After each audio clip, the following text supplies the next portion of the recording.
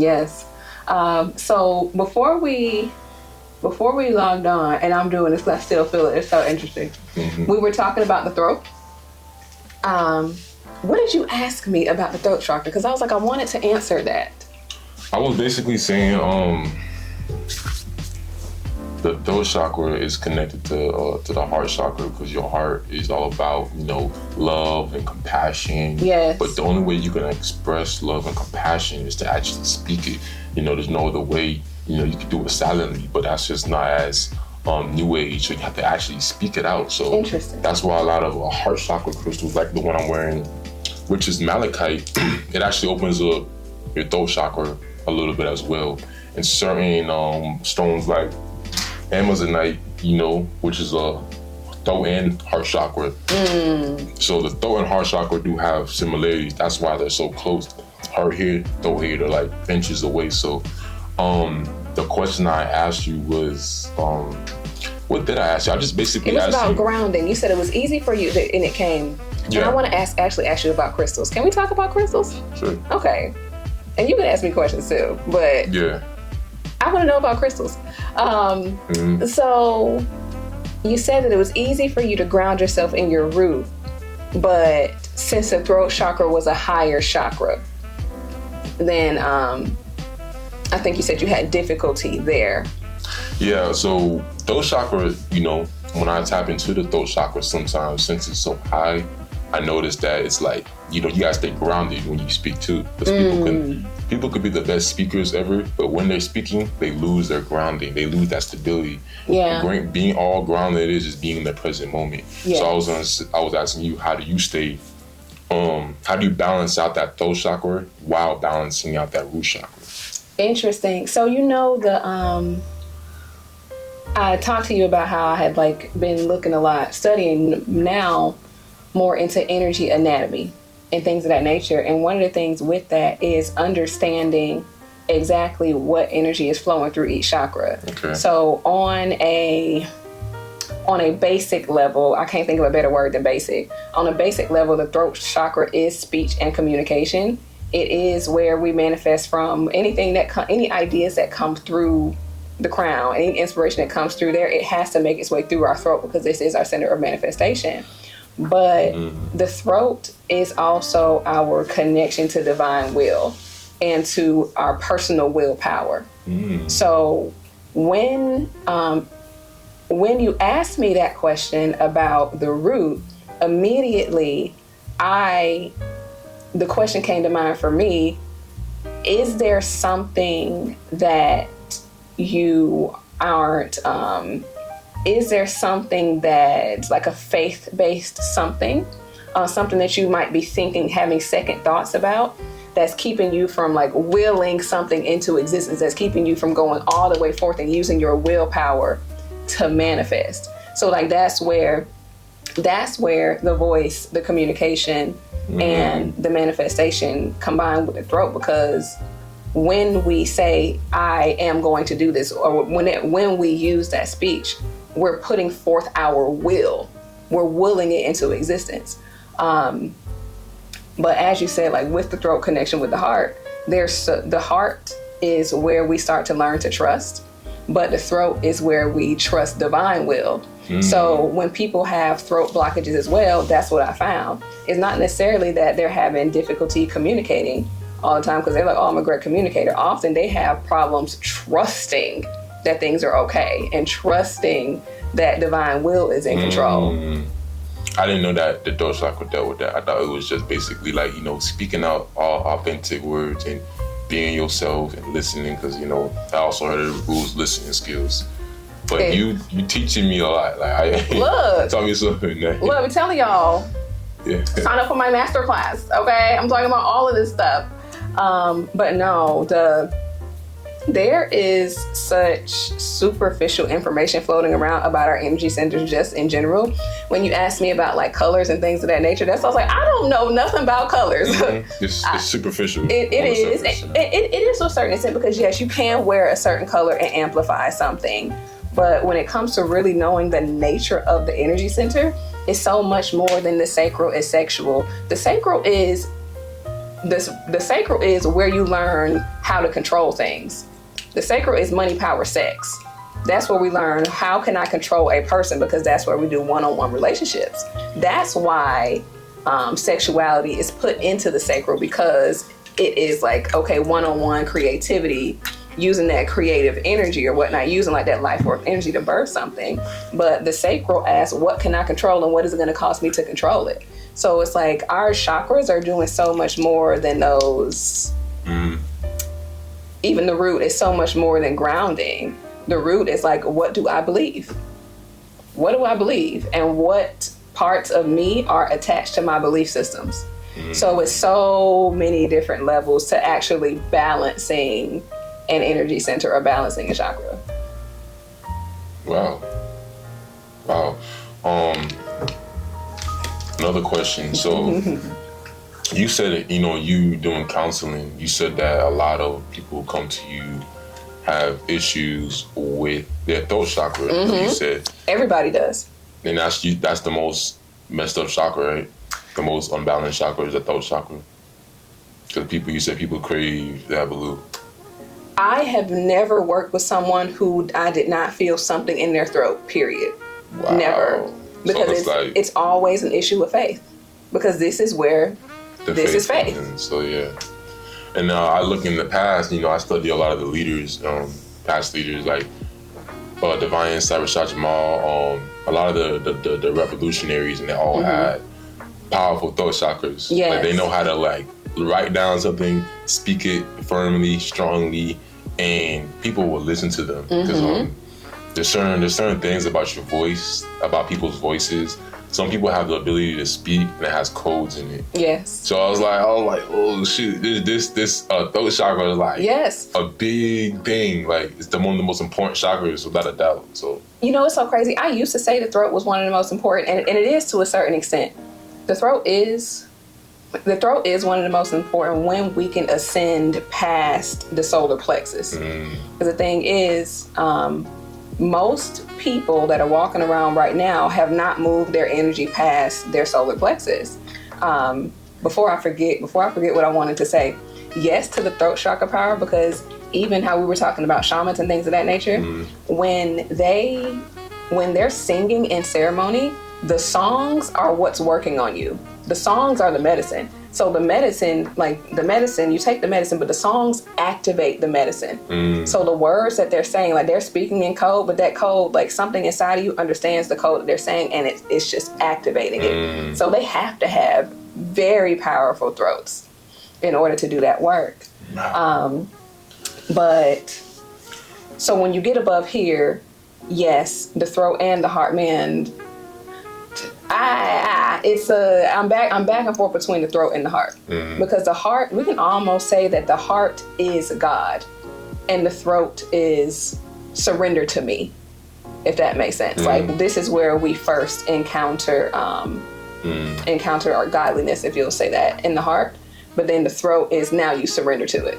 Yeah, when I was speaking to the blood that heals, he was saying that a lot of people, the reason they have throat chakra issues, because he's such a smart individual, such a smart brother. He was saying it's because of their childhood. Yeah. The childhood, when they were a child, their parents said, what you say doesn't matter. You shouldn't be speaking about that. Your voice doesn't matter. And for a child, they take that in very deeply. And when they get older, in their 20s, 30s, 40s, they still feel it. Yes, and that is because, like I said, most people's energy gets trapped in the lower three. Our lower three chakras ground us to physical reality. This is our understanding to the physical. When we can get past the solar plexus, then we can move into the world behind our eyes. We can move to the other world. But we're talking about the root is grounded. The root is I am here, grounded in such a reality. The root is the first one that develops my family, my beliefs, and all that good stuff. Then you move into the separate one-on-one relationships, but you're still dealing with people on a physical level. You're still dealing with things that are in your physical reality. Even in the solar plexus, you're moving up into the self, moving up into how do I feel about myself? But the solar plexus is how do I feel about myself in relation to my environment? So most people's, these are the first three things that we learn, and most people's thoughts and their their mentality, their mind, their reality gets stuck in everything is so physical. Yeah. But it comes from childhood. And those are the first things that we learn, that people get stuck there. Well, I do look at the chakras different from your perspective, from being me on an astrological point of view. You know, me studying astrology. Yes. Every sign has a chakra that they're stronger at. So like the water signs, for instance, they're better at the higher chakras because, for instance, Pisces, Scorpio, they have more open third eyes. They can really read people. Whereas the earth signs, they're better at the lower chakras. They're better at building. So I do feel like it depends on the person's astrological energy to what they gotta focus on. As the throat chakra, that would be like Gemini's are really good at that throat chakra. Yes. And Virgos. I'm a Virgo sun, Gemini moon. See, that's why your throat chakra is you have a stronger throat chakra. But people who don't have that need to work on it. But that also, have you looked into human design? Yeah. That also goes into human design. It's like I'm a manifesting generator. Okay. So my throat chakra is defined, and my sacral chakra is defined as well. So especially with me being Virgo sun, Gemini moon, Virgo Mercury, you're Virgo Mars. Powerful. It's when it comes to that, I was made to speak. Yeah. I'm a projector, so our throat is not, it's something with the throat, I forgot what it is, like a motor. This thing is closed, so I think our voice isn't heard as much as we want it to be, but we're harder to be understood. Yes. Yeah. But even so, what's really interesting about that is, like you said, with the childhood stuff, before I actually could start to use my throat properly, I had to get over not feeling heard, feeling like nobody wanted to hear what I had to say. And it took me up until I was like 30 to be like, oh, you're actually supposed to talk. But I'd had like, I call it selective mutism. I would literally go into social settings and say nothing. Nothing. I could not make myself say anything. But as soon as I got around people I was comfortable with, I'm just like blabbing. So yeah, even though those were defined for me, I still had to rise up into it. That throat chakra is something that I'm glad you really highlighted that. When I first went on my spiritual journey, I thought the throat chakra was like a lot of people think the throat chakra is like, oh, it's people easy. do poo-poo on the throat chakra. Yeah, you think it's they like really do. It's the underrated. The throat chakra is the underdog. It's the underrated chakra. The most underrated things are the most important things. So people think it's like, oh, it's easy. Nah, it's not easy. Yeah. Another thing I wanted to bring up was self-worth. You said that number one actual specifically things people come up to you is about self-worth. People don't really know their worth. Yes. Self-worth issues because they may have been in a relationship where they didn't feel valued enough. So why is that a thing with self-worth? You being to counseling. The root of all problems is the root. The root of all problems is the root. Self-worth does, or a lack thereof, confidence issues, self-esteem issues, all of those stuff present themselves in the solar plexus because that's where we develop our first sense of self. But if you think about it, the people around us tell us who we are when we first develop. So same as Tone mentioned with issues with the throat, issues with self-esteem and self-worth, it all starts from what did your initial interaction with people, what did your tribe tell you about you? Who did they tell you that you were? And so that energy carries as you start developing. Now it goes into the solar plexus. And I'll say specifically with our people, especially with our people having so many worth issues, and all of us weren't raised like this, but I'll say I was definitely raised from looking at the media and things of that nature that I could not have certain things, that I could not have a certain life.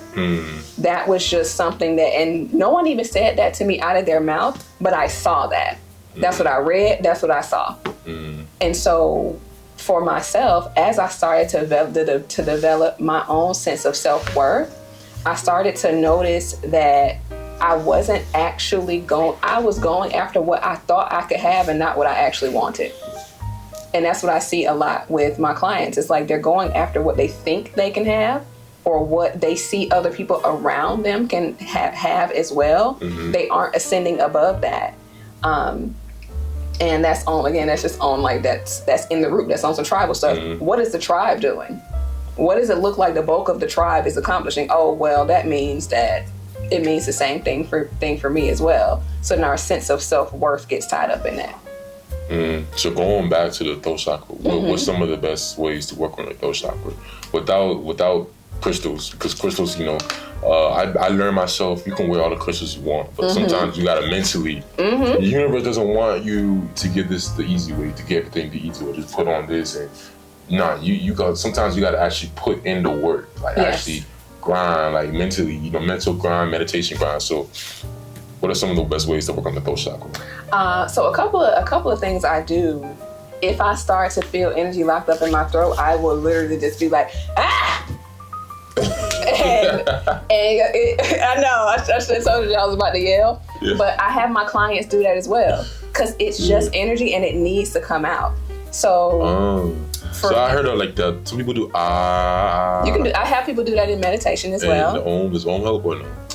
It could. Higher. Okay. It could. You can do you can do Om, like anything where you're vocalizing and making the energy come up through the throat. But I like to just get that guy out of there. So I also will have people just put their hands over their throat like this, because sometimes it's stuck and it doesn't want to move. So sometimes in certain energy centers, it's good to actually move the energy. So I have them go here and then, because you need to move it. Yep. Sometimes it'll feel like it's kind of stuck between the throat and the heart. And I'll say, I felt yours just moving kind of back and forth between here.